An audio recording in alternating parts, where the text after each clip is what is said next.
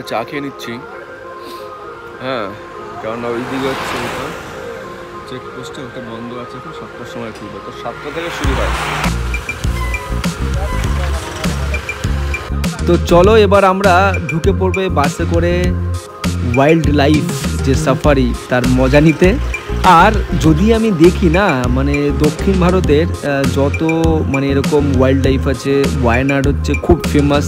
তো এর জন্যই আমি শোনা মাত্রই, যেহেতু আমার খুব ইন্টারেস্ট ওয়াইল্ড লাইফে, ফটোগ্রাফি বা এখানকার অ্যানিমালসদের দেখার, তো এর জন্যই যখন দেখতে পাচ্ছি খুব সুন্দর লাগে। মানে বাসে যেতে যেতে এরকম দেখতে না, এরকম একটা প্রকৃতিকে দেখতে খুব সুন্দর লাগে। মানে সব নিজের নিজের মতন করে বসে আছে। আর আমারও বলতে গেলে, যেহেতু ওয়াইল্ড লাইফ এর আগে আমি গিয়েছিলাম কাজিরাঙাতেও, ভিডিও আছে এখানে, দেখ কত কত হরিণ, মানে এগুলো চোখের সামনে দেখা যায়, দারুণ লাগে দারুণ লাগে, মানে সত্যি চোখ ভরে যায় এগুলো দেখলে। তো এগুলো সত্যি খুব কপাল লাগে বলতে গেলে, কেন ওয়াইল্ড লাইফ আমরা অনেকেই যাই, কিন্তু সবাই কিন্তু সব কিছু দেখার সুযোগ পায় না। আর এরকম একটা জঙ্গলের মধ্যে দিয়ে দারুণ অ্যাডভেঞ্চার হয়, আর পুরোটা সেফ, কারণ যেহেতু বাসের মধ্যে আছি, তো এর জন্য চিন্তার কিছুই নেই। আর শুধু মানে এই যে সাউন্ডগুলো, ন্যাচারাল সাউন্ড দারুণ লাগে দারুণ লাগে। আর আমাদের প্রত্যেক সময়ে কোনো সাউন্ড পেলে আমরা ঠিক জেগে যাই, যে কিছু দেখতে পেলাম কেন এখানে, যেন খুব সুন্দর ময়ূর, মানে পুরো জঙ্গলের মধ্যে যেভাবে ফ্রিলি থাকে এরা। তো এইখানেও আমরা হঠাৎই খুব সুন্দর একটা জিনিস নোটিস করেছিলাম। তো দেখা মাত্র দেখতে পাচ্ছ এখানে, হ্যাঁ, এই জঙ্গলের মধ্যে হাতিদের দল, এরা কিভাবে নিজেদেরকে এইখানে চলাফেরা করছে, মানে নিজেদের স্বচ্ছন্দে তারা এই জঙ্গলের মধ্যে আছে।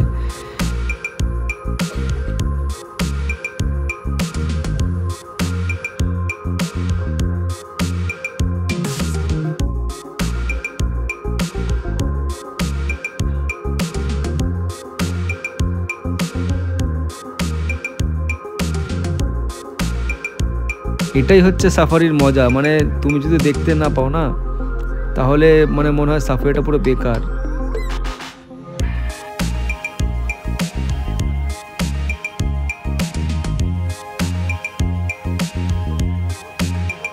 এখানেও কিন্তু এরকম যে দেখতে পারবো হাতিগুলোকে, হ্যাঁ, খুব সত্যি কপাল লাগে। আর কপাল না হলে তুমি দেখতে পারবে না এগুলো, কারণ সাফারি থেকে কিন্তু মজা হয় না। আর চেষ্টা করবে তোমরা, যে কোনো সাফারি যদি করছো, তো ফার্স্ট যে শুরু হয়, হ্যাঁ, তাদের সঙ্গে, কেননা প্রথম বার হয়ে যাওয়ার পর তারা যত অ্যানিমেলস তারা বুঝে যায়, তো তারপর আর অত সচরাচর দেখা যায় না, তাই লুকিয়ে পড়ে।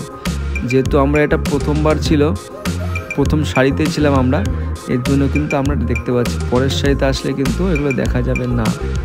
তো চলো, আবার এখানেও খুব সুন্দর একটা মুহূর্ত দেখতে পেয়েছিলাম হরিণদের, তারা নিজেদের মতন করে দল বেঁধে পরিবারের সঙ্গে আছে।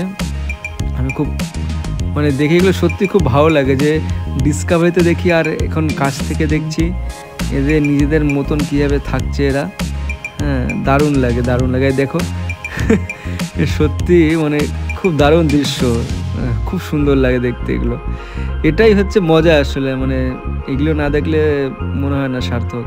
আর যারা বিশেষ করে ওয়াইল্ড লাইফ ফটোগ্রাফি করতে ভালোবাসে, তাদের কাছে তো সত্যি ক্যামেরাতে, এটাও আমার মনে হচ্ছে এটা কোনো জঙ্গলি শুয়োরের মতন লাগছে।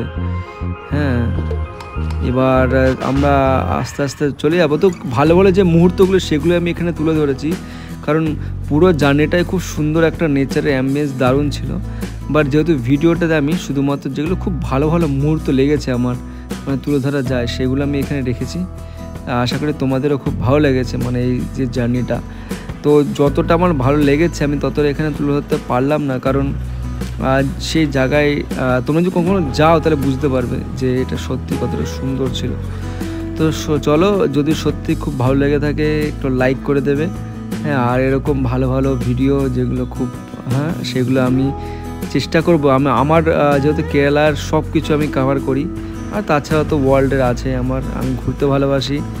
হ্যাঁ, নতুন নতুন জায়গায় যেতে ভালোবাসি, নতুন নতুন মানুষদের দেখতে ভালোবাসি, কথা বলতে ভালোবাসি।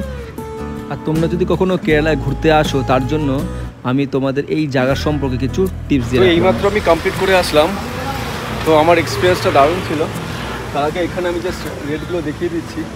হ্যাঁ এগুলো হচ্ছে টোটাল রেট। আর এখানে ক্যাম্পিংও করা যায়, ক্যাম্পিংয়ের জন্য আলাদা রেট আছে এখানে। হ্যাঁ